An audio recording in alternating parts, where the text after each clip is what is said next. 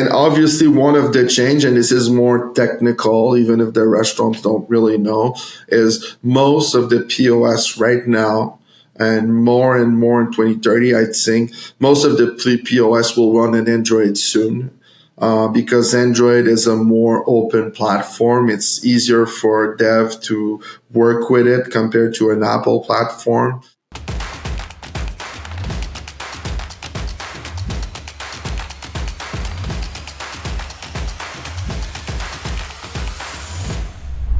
Welcome to another episode of WISKing It All. We're joined today by an old friend in the industry. Still a friend, but I mean, I've known him for a while. David LaFleur. He's actually the Senior Vice President at Cluster POS. I think we've known each other a decade now. But David, thank you for joining the show. Thanks to you, Angelo. I've been wanting to do this for a long time, and I think it was long overdue. Awesome. I know it's awesome to have you here. You know, we met for people listening in. We met actually pretty much when I started Whisk, and David was a veteran in the space, in the POS space, in the restaurant space. So we'll get into his story for sure, but really cool to reconnect. So why don't we start? I always like to just start with what you're doing today, and we'll dive deeper, but let's just quickly talk about what is Cluster so people can understand. And then I want to kind of dive into your story.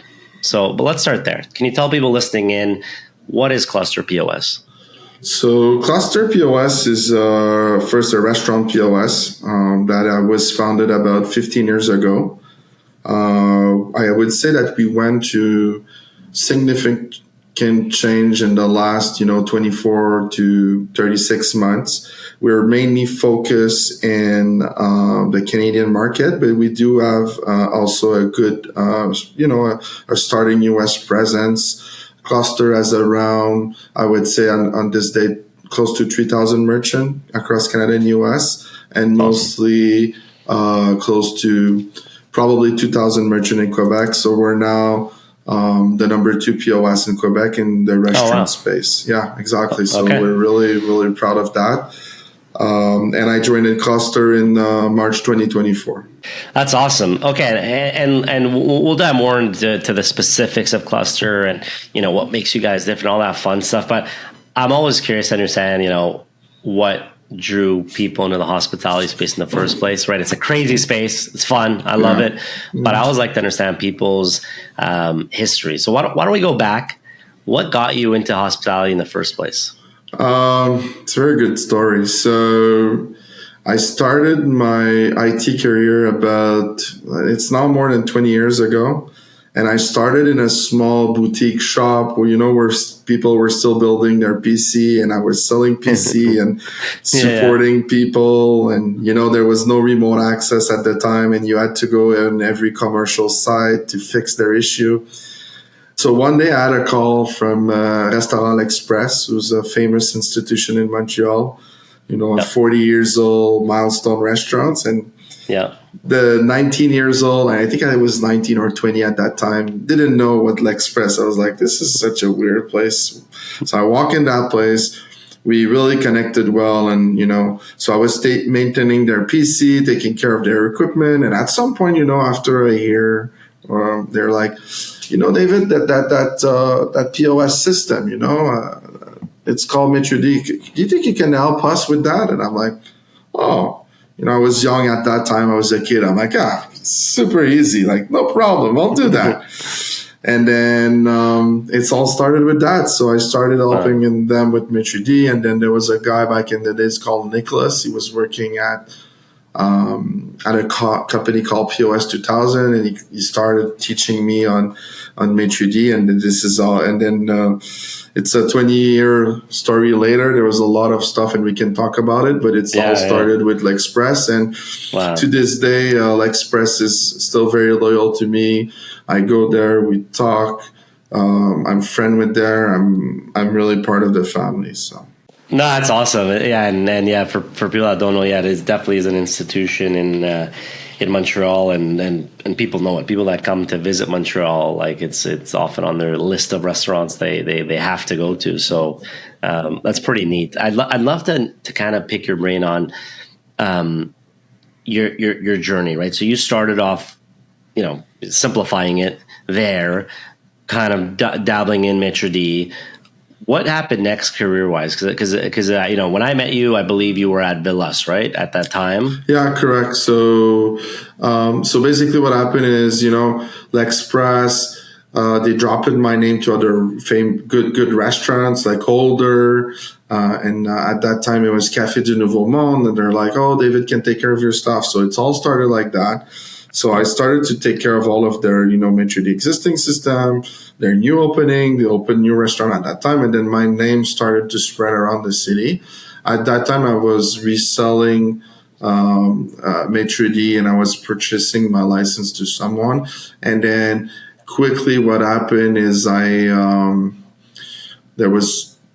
done that for a couple of years, and at some point, I decided to go by my own, and then this is how I met the people from Velas, and I got involved with them, and I worked for Velas as a reseller for a couple of years. And at some point they say, why don't you, join us and be part of the business and run the business side of Velas? And, we had an agreement in place, and then I decided in 2017 to join them and run everything that was related to the sales expansion of Velas. And that was including pivoting from a license model to a software subscription base in 2017. So Velas was one of the major players that started the trend with Lightspeed in Quebec to go SaaS all the way, and we did, and we were very successful with that. Nice. And then we ended up selling Velas in 2020 to Payfacto. Yeah, I remember. And then I stayed there almost 4 years, and then at some point, and Payfacto also owns maitre d'. Maitre d'. So just to connect the dots, the people that goes full circle. Exactly. So that's cool. So Payfacto also owns maitre d' now. We did the transaction, I think, almost at the same time, and then went on, stayed 4 years there, and then.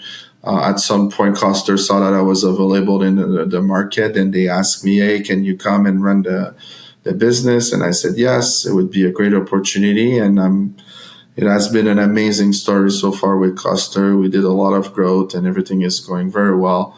And I have so much to give. And, I've did everything in the POS space from, programming, installing, training, be on site, cabling. Like, there's anything I didn't do.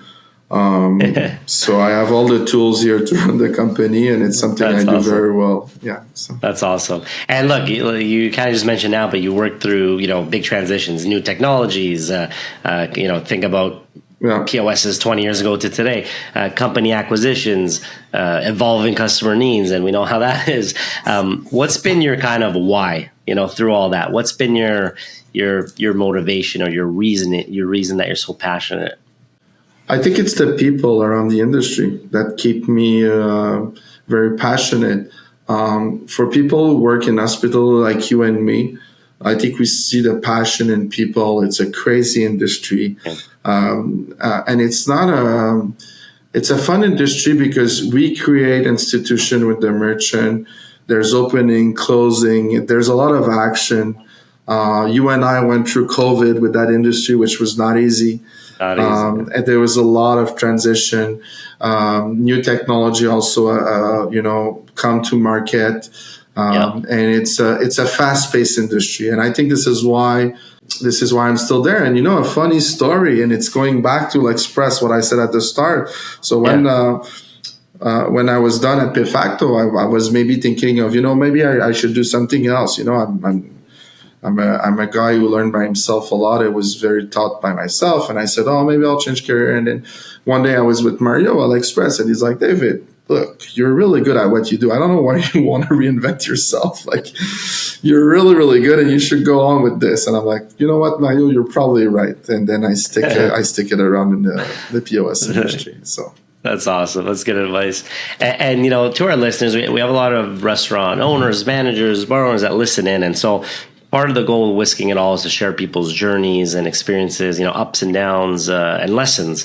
I'd love, I'm sure a question I have to ask, because people are going to kill me if I don't, is I want some of your advice when it comes to POS, because we have people listening in that might be thinking, what should I watch out for when I pick a POS? How do I know if I should change POS? What makes a good POS, right? So I want to dive a bit into those questions. So especially from someone with 20 plus years of experience. So from your point of view, maybe let's start from the top. What advice can you give? And we can go deeper, but high level, what advice can you give to someone who says, how do I pick the right POS? I think it's about what do you really need. I think the restaurants needs to do his homework. And not just look into the surface, but also do his due diligence. Who are the POS clients? What have they accomplished? Is this a stable company? Are they new to the market? What are their proven track record? I think this is all legitimate question. And also ask the people around you, what do you use? Are you happy with the system? A lot of people lately were asking me, oh, what's your big difference with the other POS? I'm like, look, first, POS at the start started to be a big calculator. I make that very simple. It's a big calculator. All it was, The POS industry evolved. Like any industry, we added more feature. It's more in depth. We have nice integration with Whisk and other platforms, but it really evolved. But at the end of the day, the main goal of the POS is making your client pay, producing the invoice, and making your reporting. That's the main goal. So I always tell my clients, you have to start with the basic and also not try to solve every problem in your restaurants that they want, because I saw too many clients in my lifetime wanted everything from inventory, from this, and then at the end of the day, it never works because it's too much information. You have to remember they're opening your restaurants. There's a lot of stuff in their mind. They have to order all of the stuff for the kitchen, find food distributor. There's a lot of stuff going on. If you try to make everything at the same time, it's never going to work. Yep. So my advice to them is taking the time, making sure you have everything that you need, at least the basic that will let you operate on day one. And then I would engage after that. When everything is in place, it's solid, you're happy, then you do integration, right? So. Yeah.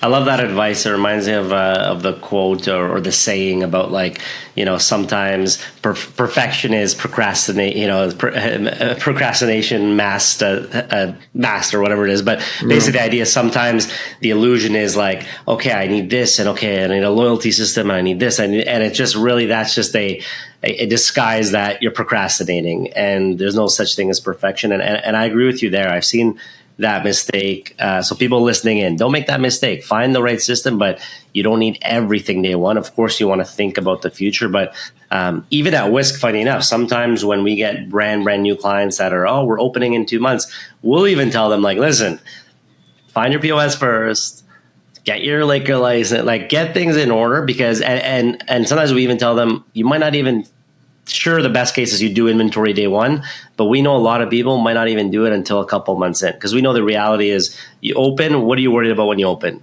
That you can collect money from clients and that you have staff. So exactly. Usually after 3 months, then they care, Yeah, and I think if we go back to my advice, I'm not saying that you don't need to do all of those things. My point is more, make sure the POS can make the things you want in the future. Yes. But for now, focus on what you need to do at the start. Yeah. You can plan the future ahead, but don't put too much on your shoulder, because a lot of time I saw a lot of failure on people, even it create unnecessary frustration because they're trying to do too much thing at the first same time. So, exactly. Yeah, no, that makes sense. Another point you made, which I wanted to elaborate on, because it's a good point, but it's something I've seen and I'm curious to get your opinion, is sometimes people ask for references, but I like to add something there, is ask not just friends in the industry, because that's helpful. What do you think of Cluster? What do you think of this POS? That's helpful. But I always tell people, ask similar businesses. If I'm a full service restaurant, don't go ask a coffee shop. If I'm a nightclub, don't go. And I've seen that mistake happen where sometimes people will ask someone's opinion on a POS, but it's a totally different business model. You're full service, fine dining, selling wine and alcohol and whatever. And then you're asking advice to someone who has a coffee shop, right? So I'm curious on your take when it comes to referrals. What advice can you give to people when talking to friends in the industry? I'm really aligned with you because historically and even now, I rather tell a client we're not a good fit for them, and then maybe we will be in the future, than having the deception. So I always tell my sales team to make sure we have a business case and the reference they're giving is the similar type of business. And you know what? You're 100% right, because a pizzeria is very, very different than even a full table service or a quick service or a fast casual, because there's a lot of technicality in there. Yeah. So, for example, let's say we would refer pizza restaurants, then we would, ask them, go see those pizzeria. We've done that. See if this could be okay for you. And it would suit you. And then if yes, then we'll progress to the next stage and we'll engage more with the merchant. That makes sense. And what, as we kind of go down this road, I think it's super helpful for our listeners. What are some other kind of common mistakes you see? I think we named 2 good ones there. Are there other things that come to mind? Price. Okay. Tell me more. People see a cheap price, a sexy price. Oh, they think that's the steal and it's going to do the job. So too much time I saw client made the right decision based on price. Oh, I got a good deal. We'll sign here. Have you looked at the value proposition? What are they offering, right? So too much, I have so much example in mind, but I understand, and I'm sure you do also, Angelo, that, each restaurant has their budget, what they were willing to spend monthly. We all agree on that. There's a lot of costs, but you also have to be mindful, right? So too much time I had client tell me, oh, I don't get support from them. Yeah, but how much are you paying? Oh, I'm paying $49 per month. Oh, how do you think the guy can afford to support people and give a 24-hour service if you're only paying $49, right? Yeah, so you're paying $1 a day. Exactly. So that's why I said when you do your due diligence, you have to be mindful of all of this. And making sure you're putting everything.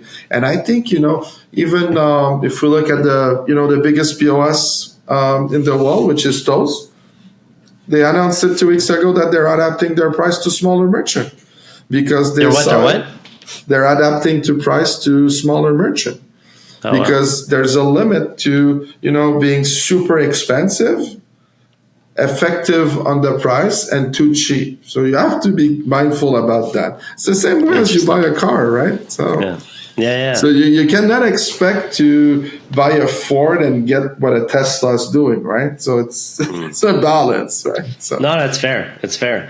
And I think that value proposition point is a good point, because a lot of people think about the price, but the question of what's like the cost, right? What's the cost if you have the wrong system, right? So sure, the price is $49 a month, but what's the cost if you can't split the bill? And what's the cost if your printer is not working? There's a real cost. So sometimes people just look at the price, but what's the cost? Another big thing that I'm curious to get your take on, right? 20 plus years in this space, you know it inside out. I have a lot of, sympathy, let's say, for restaurateurs when it comes to technology, because now they're inundated. There's so much tech, it's hard to choose. So when it comes to the POS, my space too, but every software space is getting pretty busy. But if we zoom in on POSs, what advice can you give in terms of meeting with POSs? Because yes, you want to get advice. Yes, you want to get maybe referrals. But how do you start building that initial list? Because there's so many POSs, right? And they're all really, there's 100 options. And there's the popular ones, but there's so many options. So when someone wants to start their journey, and they can go from Square to Toast to Micros to this to that to Cluster to Villas to Meshadi, right? Lightspeed. How do they narrow it down? Because someone can't do 50 demos, right? They might book 5 demos. How do you recommend someone goes about building that short list? I'll give you a quick example. Most of the people that are in restaurants business, they walk to other restaurants. So you see who's around, right? So I would probably start with that. You're in a neighborhood. Oh, I see a Cluster here. I see a Velas. I see, maybe. So I would start with that.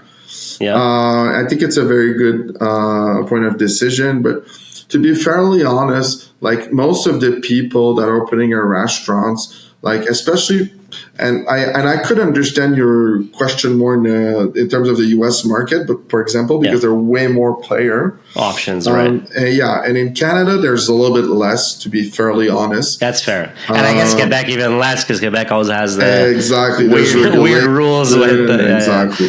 So no, I think it's looking around your contact, what people are using. Obviously, Google is a good source of information. I think it would be a mix of everything, a lot of, what just surprised me the most is, and even Toast talked about that. 50% of their business, Toast, is coming from referral. It's crazy. Wow. Word of mouth. And I did that when I was at Velas, and we're doing this at Cluster. We're getting a lot of word of mouth business, which means that, one restaurant will tell the other, oh, you should use Cluster. I really like Cluster. So it's the same. So you're going to see a trend about referral program more and more. And it's something that really is really picking up in the industry right now. It makes sense. And it's funny because even when I think about it historically, I would always notice how there'd be a lot of POS concentrations per geography. Now it's a bit more like global because everything's online. But if you think about it historically, it's like, let's say Quebec, like you said, it might be a Metro D or a Villas at that time or a Cluster, right? And then you look at Ontario, and it was like me at that time, at least, maybe a Touch Bistro, maybe a Silverware. And it was kind of funny how, and you go to Texas and I think it was for the reason you just said. It's like you'd start there, you'd have your main office, people talk, so you naturally end up kind of growing in an area. Yeah, and you see this kind of fragmentation. I was at an investor conference last week, and the restaurant space is a very fragmented space, exactly like you describe it in area. So even, again, I'm going to use Toast because it's a public company and we have their data. Even in the U.S., they only own 10% market share. So there's 90% still available, which is huge. Wow. So I didn't realize it was, I thought I would have, it's funny, I would have assumed it was more. No, because there's so much restaurants in the U.S. It's crazy. Wow. So, that is interesting. So the 10% was number from last year. Probably grow a little bit now. But I doubt there's a player who will own 50% of the market. So. That's super interesting. And switching gears a bit, I want to give shed some light on Cluster, right? So you're at Cluster now. You said a lot of changes happened over the last 18 months, 24 months. So for people listening in, and I guess especially if they're in the Quebec market, but not exclusively because you guys are in the US too. Let's talk a bit about Cluster. Who is Cluster right for? Where do you guys play well? Like, let's just get into the Cluster side of things. So Cluster historically was very, very. They played very well in the quick service space, and they went over and do more fast casual and eventually table service. But when I came into position about almost 2 years now, I wanted to change the vision a little bit. And move, a little bit up market. So right now, let's say Cluster historically was an 80-20 business, which 80% was quick service and 20% was table service. Now I could say that we're more a 50-50 business. Oh, wow. So we attracted more table service. We went, it went really well the last 2 years. We almost added 2,000 rooftop, which was great. Wow. So there was a big expansion. While doing all of this, we're developing our new platform, which we're releasing this year in around April 2026 to the public. Yeah. Okay. So it's a completely new product. Nothing was recycled from the platform. And as you know, sometimes you have too much technical debt. So you just better rebuild the house. I put it this way. So we decided to have a modern Android iPad platform and a cloud platform, modern UI and UX. And you're going to ask me why. It's because I feel that the last 5 or 6 years, the new generation that are getting in restaurants are super tech friendly. I spoke to about that in another podcast. They know what they want.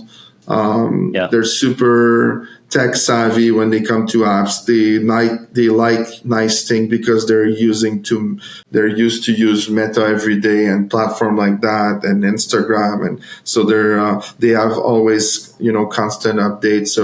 So I thought when we thought 2 years ago it was time to start a new project and build a 2025 platform with technology that was not existing at this time. So.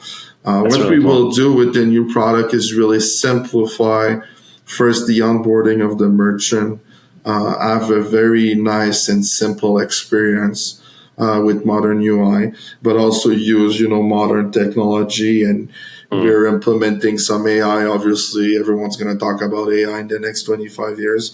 But there's there's some stuff for us that was not available, and I'm sure it's the same for Whisk. Same, so. Yeah. It's totally aligned. It's a new game because there's just things. It's like if you were in business before the internet existed, and then the internet came. It's like there's a whole new thing, and that's even more so now with AI. It's crazy. Yeah. And I know that many POS companies talk about efficiency. Cluster, I know, talks about or focuses on empowerment. I'm curious, how does that show up in your platform and your partnerships? No, I think everyone is asking me, what is Cluster different? I think Cluster was very different because it was easy to use and easy to learn. That's a lot of comment we get from the people, which is very fundamental to the foundation of Cluster.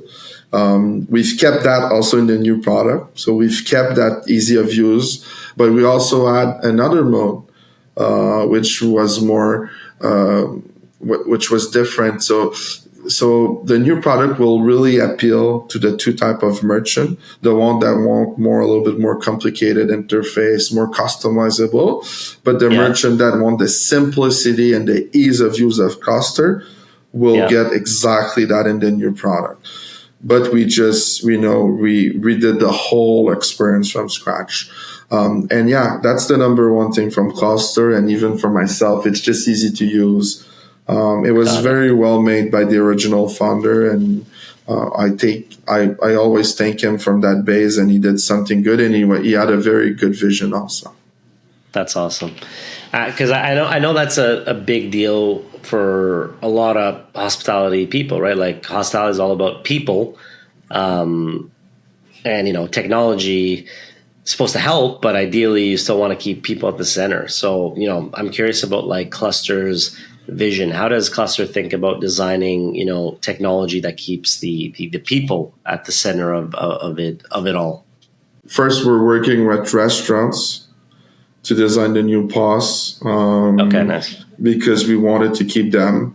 And I'm sure you're going to laugh what I'm going to say. So people think AI will cut job. It's not true.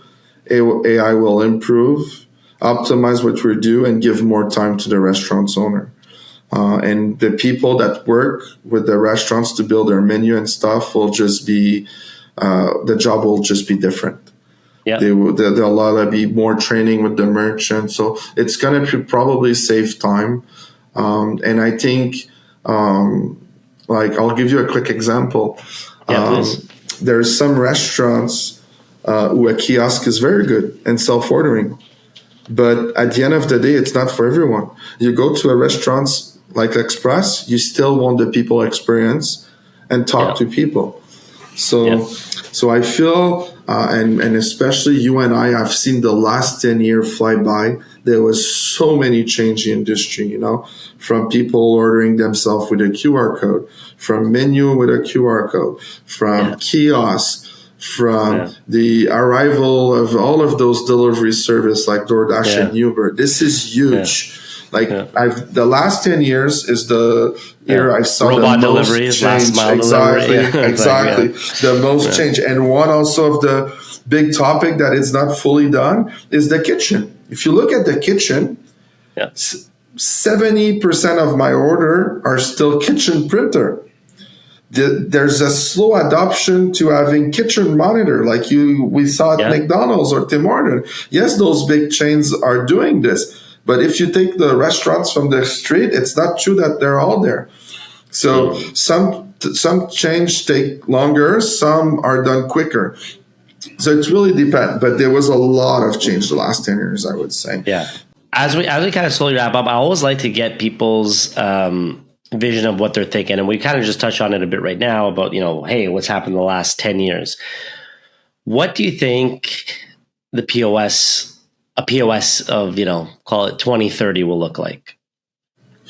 I think it's going to be, look, the way we designed the new POS is the way I think it's going to be. But I think what it will really change is that the service will be more integrated. So what I mean by that is, you're going to take a product out of the shelf and it's going to come straight with a Uber DoorDash integration.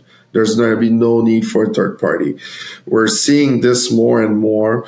The POS will have more feature and require less partners integration. This is where I see.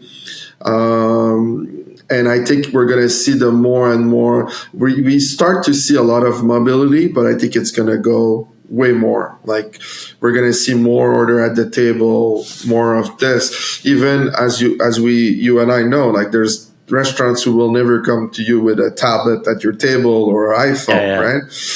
I think the industry, but I don't see like major change because one thing that stopped a lot of the evolution right now, and it's kind of a little bit stupid, is that in the US, for example, payment is still very old school. There's no chip and pin yet. You still need to sign your receipt. So the guest experience is not that great from a guest perspective. Even myself as a Canadian, I travel, and I know, Angelo, I think you're based in the US now. Yes. If you put your Canadian chip and PIN card, I even if I tap the card, I still have to sign my receipt. Which when I first moved here, I was always mind blown. Exactly. It destroyed the whole purpose of tapping your card. Yeah. So for me, that whole thing is slowing down the industry.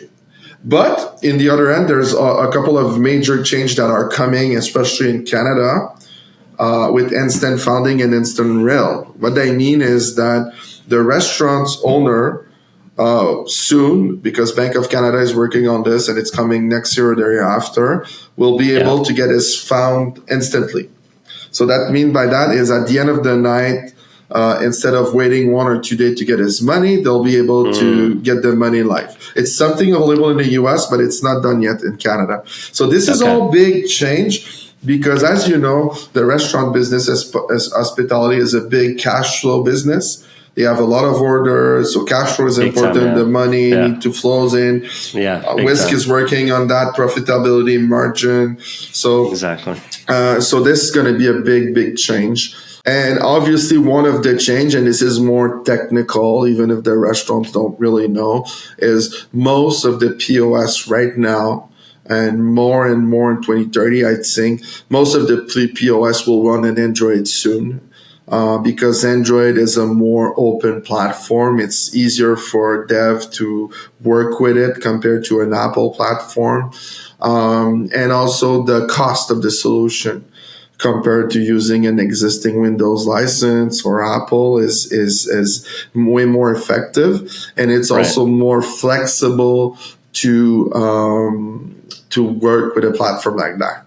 The other big and last trend I would say is we'll see more and more, and especially the US and Canada, we're going to see less and less PIN pad on the quick service flow because soft POS is coming hard.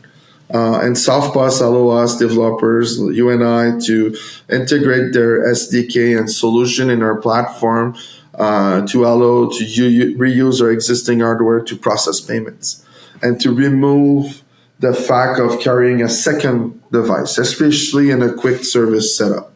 So this is going to be a good revolution. I see more and more coming in the next couple of months. Yeah, there's going to be a lot coming, Dave. This is awesome. I always like to wrap up with how can people connect with you? How can people connect with Cluster? So for people listening in, we'll obviously put the links there, but for people that are maybe in their car or just hearing, I'd love for you to plug. How do they find you? How do they get in touch with you, your team, Cluster? Go for it. So for the website, it's clusterpos.com. You can reach us. The website is brand new, so I'm very happy. So it's very easy to get to a contact form. And people can always reach me through my email, which is david@clusterpos.com. We're going to keep it simple. And if they have any question, or they could always reach out to me. I'm very, very happy for the time, Angelo. I thought it was great. So. No, this is fun. Thank you for joining. It's fun to have someone like you on the podcast. 20 plus years in the space, super integrated with tech and working with restaurants, and as passionate as I am on Whisk, I see passion on it with Cluster and the POS side. So I love it. So there you have it, guys. We got David joining us from Cluster POS. Once again, you can check him out at clusterpos.com. And thank you for joining us on the WISKing It All podcast. Thank you. If you want to learn more about Whisk, head to whisk.ai and book a demo.